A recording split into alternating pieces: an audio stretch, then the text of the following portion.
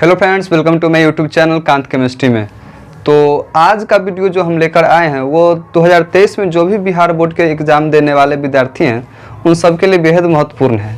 ठीक है, इसमें हम बात करेंगे कि किसी भी केमिकल इक्वेशन जो होता है कि कोई भी रासायनिक जो समीकरण होता है उसको हम कैसे संतुलित करें, कैसे बैलेंस करें। ठीक है, तो चलिए उसका एक बेस्ट मेथड लेके आए हैं हम, जो कि सभी रिएक्शन पर, सभी इक्वेशन पर लागू होता है। ठीक है, इसमें थोड़ा सा भी कोई खामियां नहीं है। चलिए, तो इस मेथड का नाम है ABCD मेथड। ठीक है, तो चलिए हम देखते हैं क्या है ABCD मेथड। ठीक है, तो ABC मेथड जानने के लिए हमने कुछ एग्जाम्पल लिया है समीकरण। ठीक है, ये एक केमिकल इक्वेशन है। देखिए क्या होता है ABCD। ठीक है, ABCD मेथड। ठीक है, तो हमको करना क्या है कि यहाँ पर जितने भी मॉलिक्यूल्स या एलिमेंट या यौगिक है उन सब के आगे ABCD अल्फ़ाबेट लिख देने हैं। ठीक है, जैसे मैग्नीशियम, इसके सामने हम लिख देंगे A, HCl के सामने लिखेंगे हम B लिख देंगे, MgCl2 के सामने क्या लिखेंगे C लिख दिए, और H2 के सामने T। ठीक है, लिखने के बाद हमको क्या करना है कि लेफ्ट साइड में जो एलिमेंट और राइट साइड में जो एलिमेंट है उसको हमको लिख लेना है। कैसे लिखना है, देखिए जैसे मैग्नीशियम की बात करें तो लेफ्ट साइड में मैग्नीशियम कितना है, अगर कोई पूछे तो क्या बोलिएगा, मैग्नीशियम जो है A मात्रा में है, A अमाउंट में है, संख्या A है। अगर राइट साइड में मैग्नीशियम का पूछ ले, राइट साइड में मैग्नीशियम कितना है, तो राइट साइड में C मैग्नीशियम। ठीक है, चलिए उसी प्रकार अगर बात करें हाइड्रोजन का, किसका, हाइड्रोजन का, तो हाइड्रोजन कितना है, हाइड्रोजन हमारा लेफ्ट साइड में कितना है, B है, और राइट साइड में बात करें तो D/2 यानी कि 2D है। कितना है, 2D है। चलिए उसी प्रकार क्लोरीन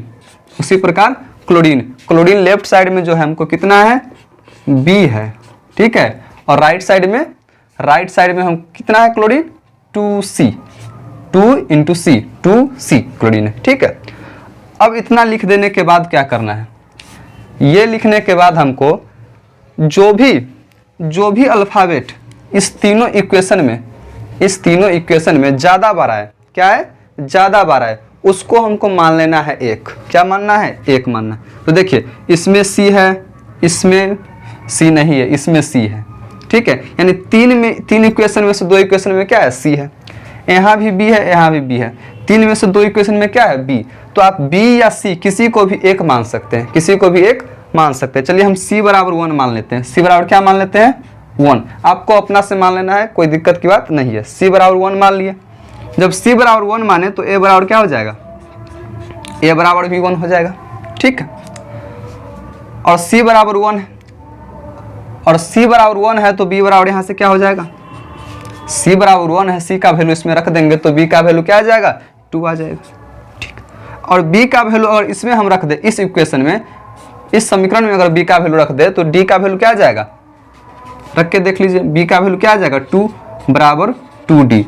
तो यहाँ से D का वैल्यू जो आ जाएगा क्या आ जाएगा, 1 आ जाएगा, D का वैल्यू 1 आ जाएगा। तो A का वैल्यू निकल चुका है, B का वैल्यू निकल चुका है, C का वैल्यू निकल चुका है, और D का भी वैल्यू पता है हमको। अब क्या करेंगे, इन सारे वैल्यू को इसमें हम पुट कर देंगे। जैसे A का वैल्यू कितना है, 1 है, A का वैल्यू 1 है, B का वैल्यू 2 है, B का वैल्यू 2, उसी प्रकार C का वैल्यू 1। ठीक है, और D का वैल्यू 1। तो ये हमारा इक्वेशन जो था क्या हो गया, बैलेंस हो चुका है। आप मिला सकते हैं, आप चेक कर सकते हैं। देखिए मैग्नीशियम इधर कितना है, मैग्नीशियम 1 है, इधर मैग्नीशियम 1 है, क्लियर है, इधर हाइड्रोजन 2, इधर हाइड्रोजन 2। ठीक है, इधर क्लोरीन 2, इधर क्लोरीन 2। तो इस प्रकार से ये रिएक्शन क्या हो गया, बैलेंस हो गया। तो ये बहुत ही आसान मेथड है और बहुत सटीक मेथड है। ठीक है, चलिए हम दूसरा एग्जांपल लेते हैं, इसको मिटाते हैं, सेकंड एग्जांपल करते हैं। चलिए हम यहाँ पर एग्जांपल ले लेते हैं, सेकंड एग्जांपल है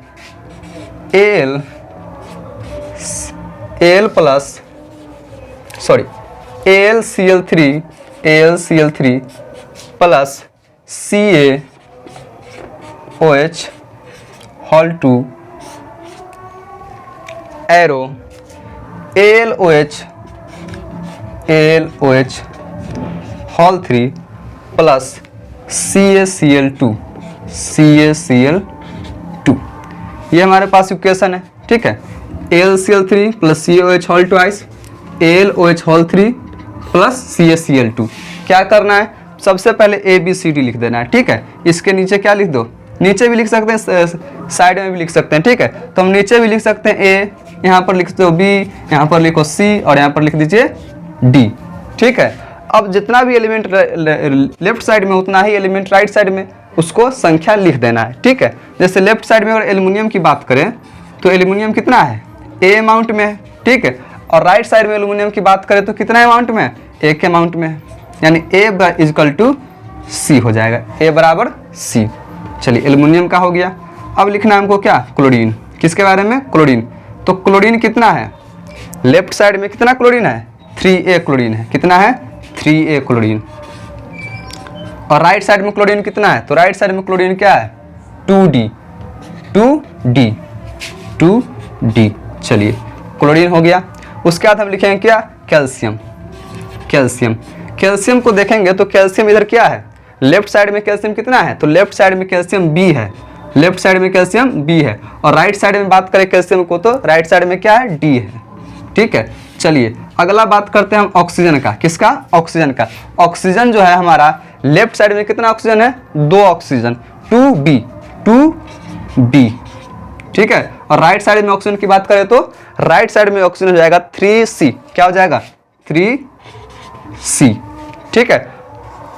अब बच गया हाइड्रोजन। हाइड्रोजन कितना है, हाइड्रोजन को देखेंगे तो हाइड्रोजन हमारा है 2B, ठीक है। और उसी प्रकार राइट साइड में देखेंगे तो हाइड्रोजन 3C, ठीक है। चलिए इतना लिखने के बाद हमको क्या करना है कि देखना है कि कौन सा जो है अल्फ़ाबेट सारे इक्वेशन या सबसे ज़्यादा इक्वेशन में आ रहा है, ठीक है। इसमें C है, इसमें नहीं है, इसमें नहीं, इसमें नहीं। तीन समीकरण में C है, इसमें D है, इसमें D है, 2 में ही है। B इसमें है, इसमें है, इसमें है। या तो B को मान लीजिए 1 या तो C को मान लीजिए 1, दोनों में से किसी एक को मान सकते हैं क्या आप 1। चलिए हम C को ही 1 मान लेते हैं, कोई दिक्कत नहीं है।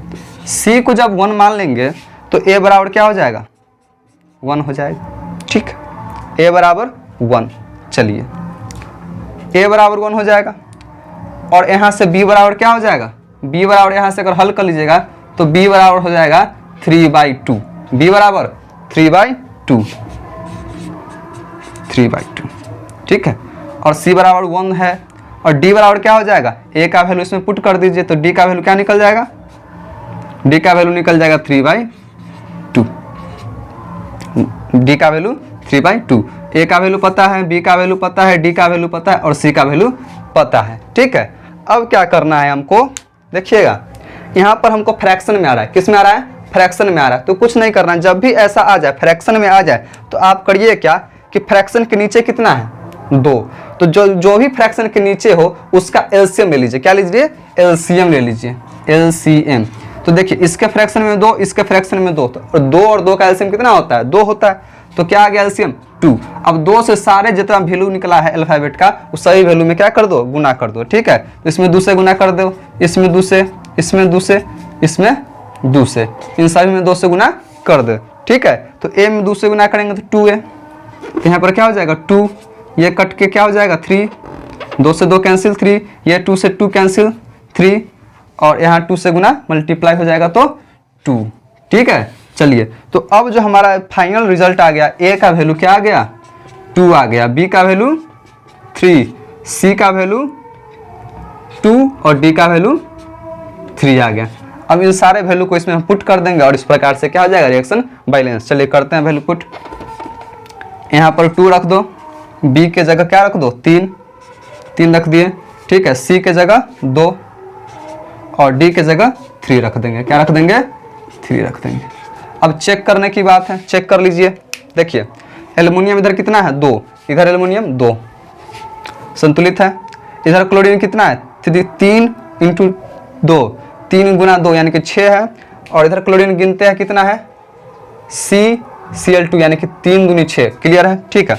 अब बात करते हैं कैल्शियम का। कैल्शियम इधर कितना है 3 कैल्शियम, इधर भी 3 कैल्शियम, प्रूव्ड है। ऑक्सीजन 2 इंटू 3 यानी कि 6 है ऑक्सीजन, इधर कितना है 2 इंटू 3 6 है, क्लियर है। हाइड्रोजन 3 2 6 और इधर भी हाइड्रोजन 2 3 6 यानी कि हमारा संतुलित क्या हो गया, ये जो रिएक्शन था ये भी संतुलित हो गया। तो इस मेथड से आप किसी भी समीकरण को, किसी भी रासायनिक समीकरण क्या कर सकते हैं, संतुलित कर सकते हैं। चलिए इसको नोट कर लीजिए, हम एक दो और एग्जाम्पल लेते हैं जाए ताकि उससे आपको पूरा क्लियर हो जाए कंसेप्ट क्या है क्या नहीं, ठीक है। चलिए इसको नोट कर लीजिए, उसके बाद हम इसको मिटा के कुछ और क्वेश्चन को संतुलित करते हैं, ठीक है। चलिए मिटाइए इसको, नोट कर लीजिए, ठीक है, मिटाते हैं।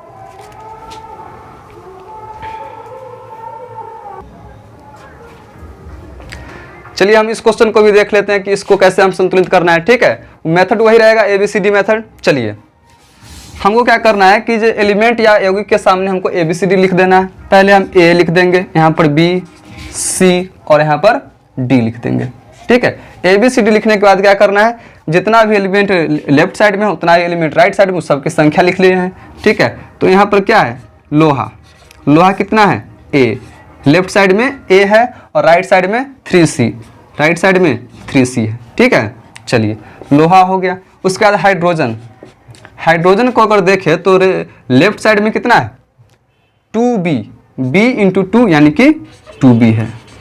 अगर राइट साइड में देखिएगा तो राइट साइड में क्या है D इंटू 2 यानी कि 2D है। चलिए उसके बाद ऑक्सीजन को देखना है, तो ऑक्सीजन जो हमारा बायां तरफ कितना है, बायां तरफ जो ऑक्सीजन हमारा क्या है B है, लेफ्ट साइड में ऑक्सीजन B है। और राइट साइड में अगर ऑक्सीजन को देखिएगा आप तो राइट साइड में जो ऑक्सीजन है क्या है 4C, क्या है 4C।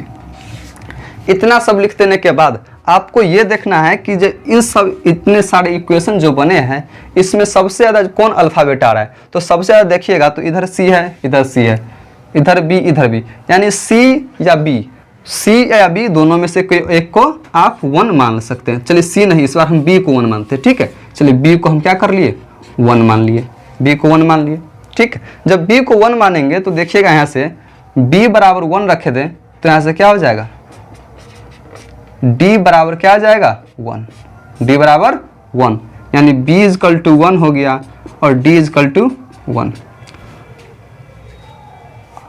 और B बराबर अगर यहाँ पर रख दे 1 तो C का वैल्यू क्या आ जाएगा, यहाँ से अगर B का वैल्यू 1 पुट कर दे तो C का वैल्यू क्या आ जाएगा 1/4, क्या आ जाएगा 1/4, ठीक है।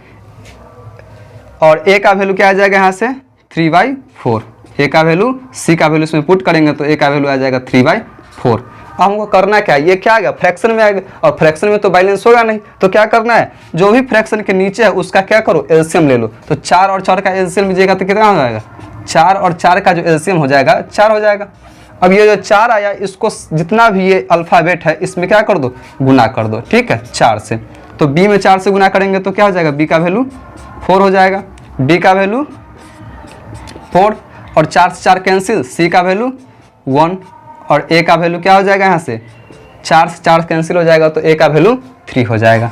अब ये जो हमारा फाइनल वैल्यू आया इसको क्या करो समीकरण में पुट कर दीजिए। देखिए A का वैल्यू कितना है 3 तो यहाँ पर क्या पुट करेंगे 3, चलिए पुट कर दिए। B का वैल्यू 4 आया है, B का वैल्यू 4 आया है, यहाँ पर 4 रखते हैं, ठीक है। C का वैल्यू 1 आया है तो यहाँ से हटा देते हैं C और यहाँ पर क्या करते हैं 1 कर देते हैं। और D का वैल्यू कितना आया है 4 तो D के जगह पर हम लिखेंगे 4। अब एक बार चेक कर लेते हैं कि रिएक्शन बैलेंस हुआ है कि नहीं हुआ है, ठीक है। तो इधर देखिए लोहा कितना है 3 है, इधर 3 है, ठीक है। चलिए इधर हाइड्रोजन 4 दूनी 8, 4 दूनी 8, क्लियर है। अब देखेंगे किसको ऑक्सीजन को, तो ऑक्सीजन इधर कितना है 4 ऑक्सीजन है, इधर भी कितना है 4 ऑक्सीजन है। तो मतलब कहने का मतलब ये रिएक्शन क्या हो गया बैलेंस हो गया, ये रिएक्शन क्या हो गया बैलेंस हो गया। तो इसी प्रकार से आप क्या कर सकते हैं किसी भी रिएक्शन को, किसी भी रासायनिक समीकरण को आप संतुलित कर सकते हैं, ठीक है। परीक्षा में दो मार्क्स में पूछता है, ऑब्जेक्टिव में भी पूछ देता है, ठीक है। तो आपका यहाँ से कम तो 5 मार्क्स कंप्लीट हो गया है। चलिए ठीक है, तो आज के लिए यही रहने देते हैं, मिलते हैं किसी नेक्स्ट वीडियो में किसी और टॉपिक के साथ, तब तक के लिए कीप लर्निंग।